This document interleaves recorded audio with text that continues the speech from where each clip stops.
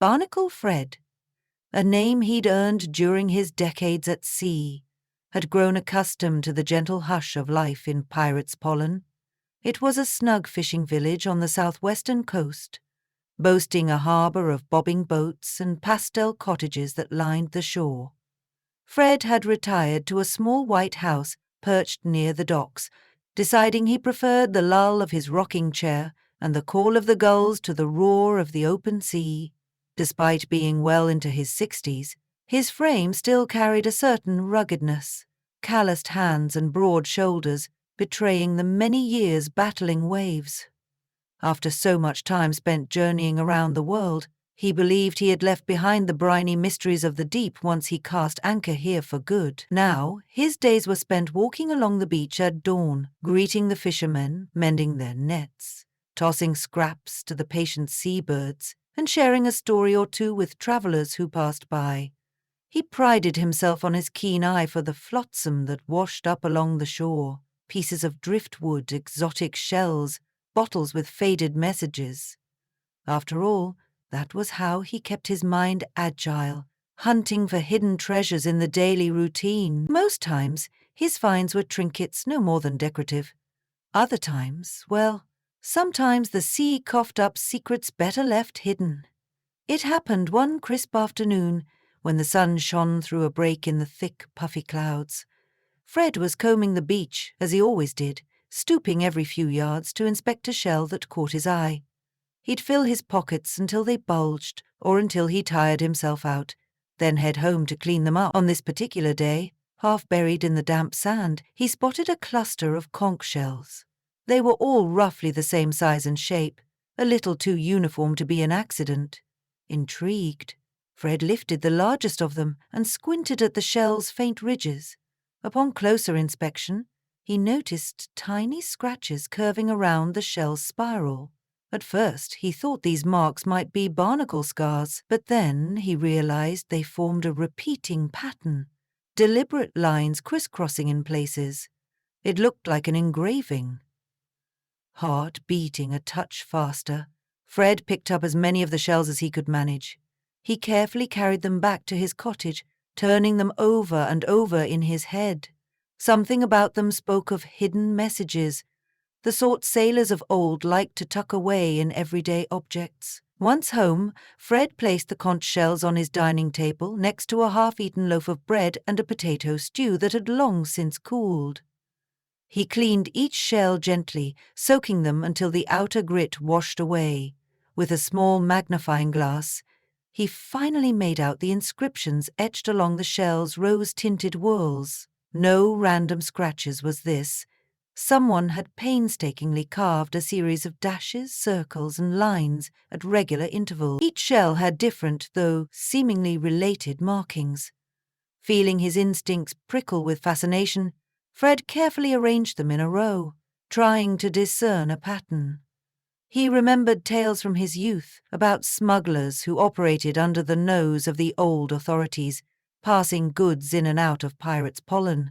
The harbour earned its name for a reason centuries ago. Cunning pirates used the thick coastal fog, like pollen from the sea, to hide themselves from passing ships. Fred had even heard rumours about secret compartments in the docks and hidden tunnels that wove through the underside of the wharf. But rumours were rumours, and no evidence had ever surfaced.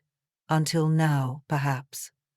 The shells glowed under the faint lamplight, their hidden script beckoning. The next day, Fred decided to visit Lola Grosvenor at her bookshop near the centre of Pirates' Pollen. Lola was a relatively new arrival, an amateur historian who had painstakingly researched the area's local legends. Between shelves of dusty maritime records and old journals, Fred felt sure she'd be able to help him decipher the code. Lola greeted him warmly, listening in growing excitement as Fred recounted his discovery. She agreed the shells sounded like they held a secret message. As she rummaged through her old seafarer logs, Lola's eyes lit up with a spark of curiosity. She explained, "In historical times, smugglers sometimes used inconspicuous everyday items like shells to store directions or codes. Shells left scattered on the shore would attract little suspicion if the authorities found them. Pulling out a worn volume, she flipped through ink-stained pages, scanning old references to smuggling in Pirates' Pollen. "Here," she said, pointing at a cramped, handwritten entry. "It mentions a smuggling ring that used the old docks. They carved directions onto everyday objects in case their men got lost in the catacomb-like supports beneath the pier." Fred leaned closer, peering at the passage. The lines indicated that beneath Pirates' Pollen's docks stretched a network of half-forgotten tunnels, built to bolster the platform over shifting tides. Over the time, smugglers had added hidden compartments and corridors, a clandestine domain just below the tourist-friendly surface. Many believed these structures to be lost, rotted away with the passing centuries. Yet the shells in Fred's bag suggested otherwise. As he and Lola continued poring over the book, the hush of the shop emphasized the distant cry of seagulls outside. Feeling that familiar thrill that only a new adventure could spark, Fred invited Lola to join him in deciphering the code. Together they found clues in the old maritime logs, references to a repeating system of symbols. Each line, circle, and dash corresponded to directions and distances. Intriguingly, there also appeared to be warnings etched in certain sequences. If we interpret these lines as cardinal directions, north, east, south, west, Lola traced her finger across one of Fred's shells. "We can piece together a map." They worked throughout the afternoon, comparing the scratched symbols against references in the musty volume. Bit by bit, they discovered that each shell corresponded to a segment of an old route used to transport contraband. This route began somewhere to the right of the main dock's first row of pilings, wound through a labyrinth of tide-scarred corridors, and emerged in a concealed cove half a mile down the coastline. Fred could scarcely believe it. He'd spent much of his life on these waters, yet never suspected such a thing lay beneath the dock's juggling timbers. The compatibility of each shell's coded segment was uncanny, an elaborate puzzle tucked away for generations. Excitement fueled Fred's steps as he and Lola descended that same evening to the underside of the dock. They waited until the tide was low, and with lanterns in hand they tiptoed between barnacle-crusted pillars. Water slapped softly against the aged wood. A swirl of greenish algae and seaweed swayed at their ankles. The brackish smell of salt filled the air, and the hush was so profound they could hear their own breathing. They followed the first set of instructions from the shells. 3 pillars, east from the gull's nest. Fred recognized a tangle of driftwood overhead that gulls often used for nesting. Counting 3 pillars over, they found a narrow passage behind a battered storage crate. Carefully moving aside some old ropes, Fred noticed the slightest gap. If he held his breath and turned sideways, he could just squeeze through. Lola followed, her lantern clinking against the wooden beams, sending dancing shadows across the water. Inside, they discovered a cramped corridor, the walls lined with sea-stained boards. They pressed on, relying on the rest of the codes. 2 gull calls to the left, follow the barnacle line, and so on. Their little journey led them deeper, weaving through the labyrinth of supports until they stumbled upon a set of hidden steps. The steps led downward, deeper than Fred could have imagined, into a partially submerged chamber. The hush of the tide outside echoed faintly, while the air seemed heavy with the memory of clandestine dealings. In the flickering glow of their lanterns, they saw old crates stacked against the damp walls. Rusty shapes suggested they might have once held smuggled goods, perhaps rum, spices, or more. There were scraps of cloth, rotted sacks and broken glass strewn about. Lola felt her heart pound. The evidence of centuries-old smuggling lay at their feet. This was no mere rumor. One of the crates bore an emblem of a skull and crossed swords, faint after years of decay. Fred whistled softly, running his fingers over the ghostly mark. They explored further, shining their lanterns along every crevice. The chamber opened into another corridor that sloped subtly upward. The shell's markings suggested this passage would lead to the exit, a hidden cove where the smugglers might have loaded or unloaded goods away from prying eyes. But, while Fred felt a jolt of wonder, a tiny fear gnawed at him. Could there be someone else down here, following these routes, reviving the old trade? After all, what better place to conduct shady business than beneath the feet of unwitting villagers? As they followed the corridor, the water grew shallower, trickling down the sides. Eventually, a small wooden door appeared, partially swollen from years of exposure. Fred managed to lever it open after several attempts. Beyond lay a passage, blocked by debris-fallen beams and rubble. It was passable, though it required climbing. Carefully balancing her lantern, Lola found a foothold on the slick boards. Fred helped steady her. The further they climbed, the more they could feel fresh air swirling in from somewhere ahead.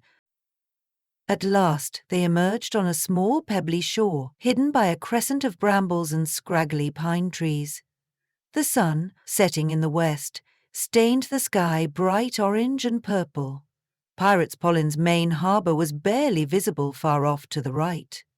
As they caught their breaths, Lola and Fred realized they had followed the ancient smuggling route out into a secluded cove. The place was quiet. It dawned on them what a find this was, tangible proof of the legends that had drifted through the village for generations. Neither of them could stop marveling at how cleverly the smugglers had concealed their path.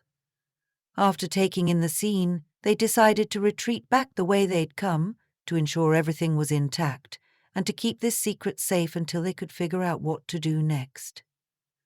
When they descended into the hidden tunnels again, Fred and Lola discovered something, footprints in the wet sand.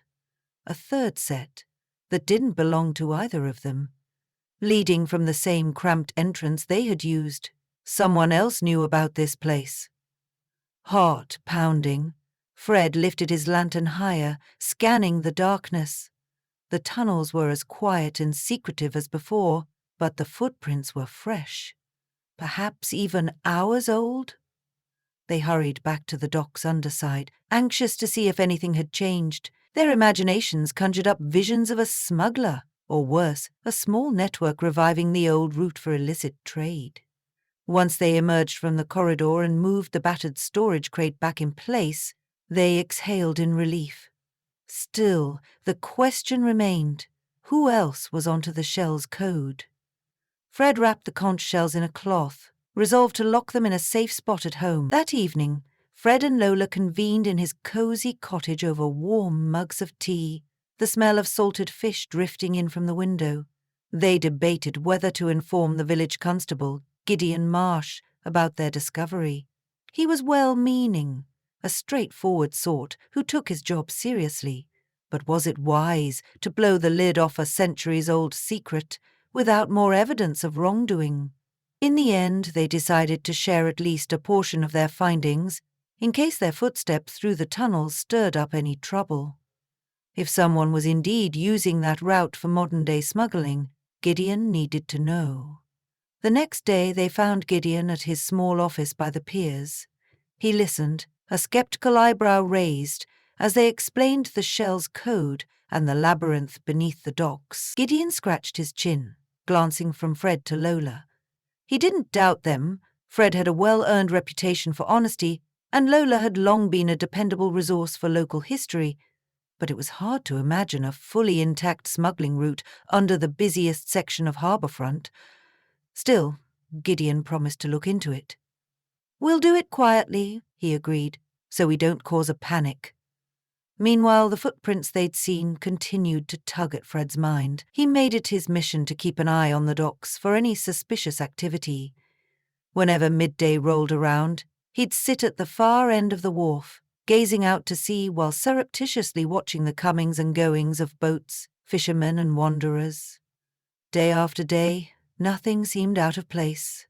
The usual bustle carried on, fishermen hauling in their catch, tourists leaning over the railing to feed the gulls, and kids splashing in the shallows. Then one evening, as dusk fell, Fred caught sight of someone creeping along the pilings, crouched low.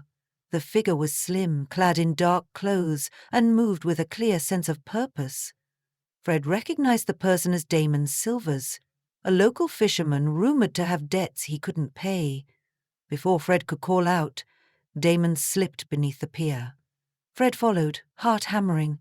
Would Damon lead him to an active smuggling ring, or was Damon simply rummaging for trash to salvage? Fred edged closer, careful not to alert Damon. The hush of the tide made every footstep seem louder. Just as Fred approached the battered crate concealing the hidden entrance, he heard a muffled curse.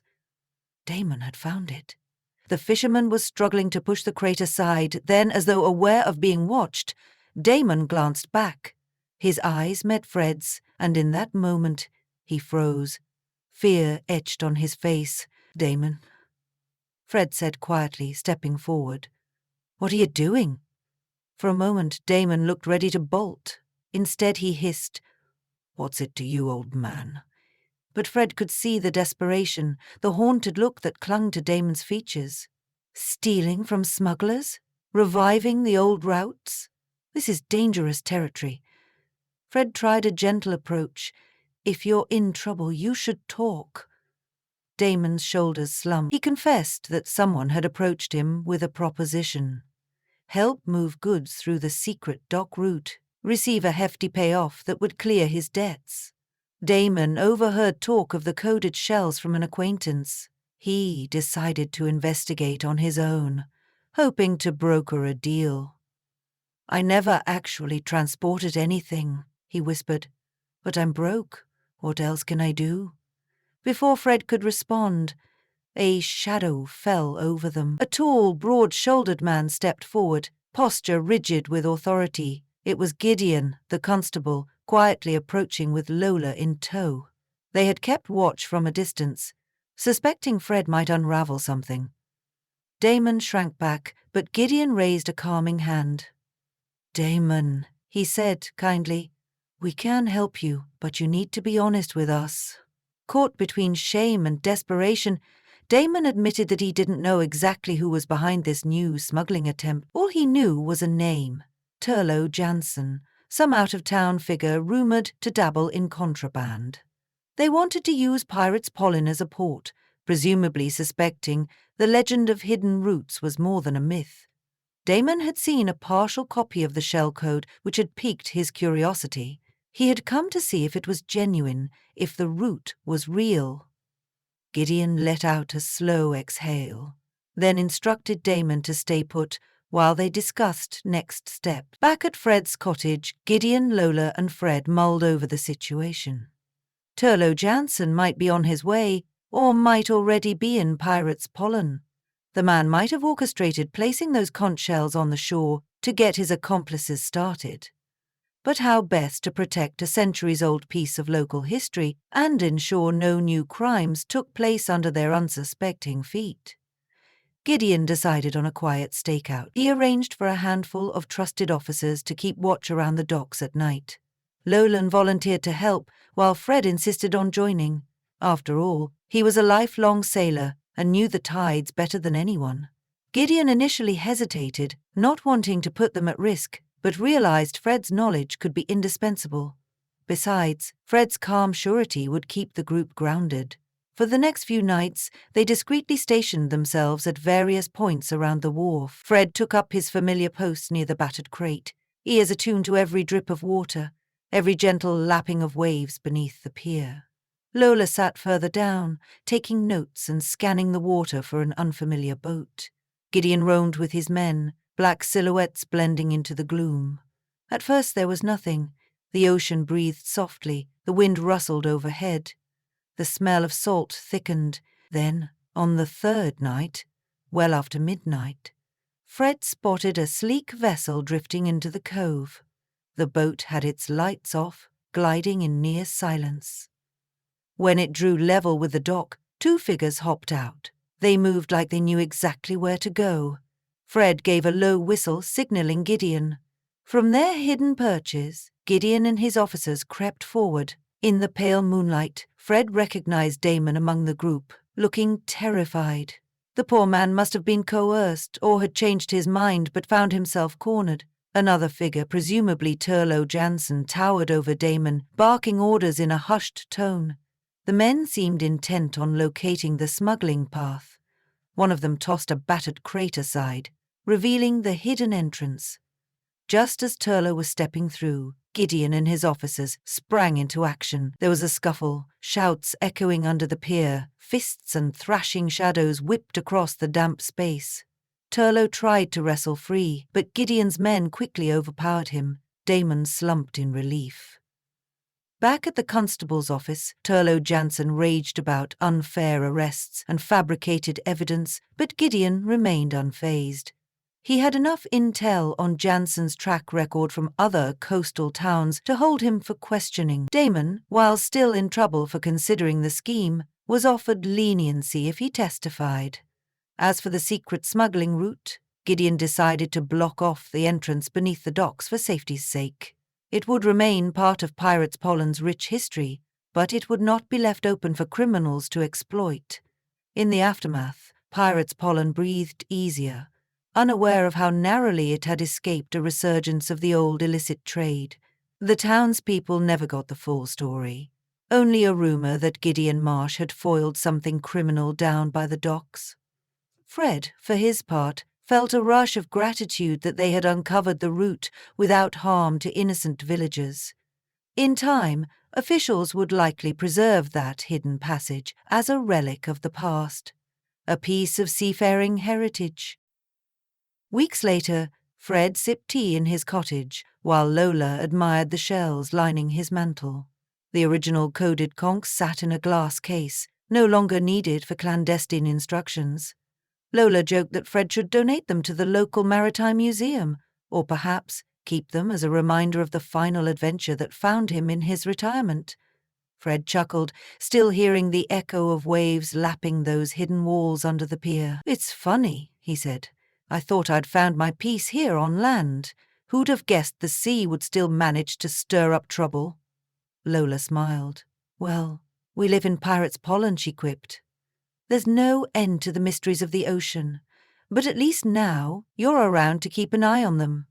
Fred nodded, gently turning one of the conch shells over in his hands. A spiraling pattern of scratches no longer seemed like a riddle, but a story of old routes and smuggling days, of cunning pirates and stealthy dealings.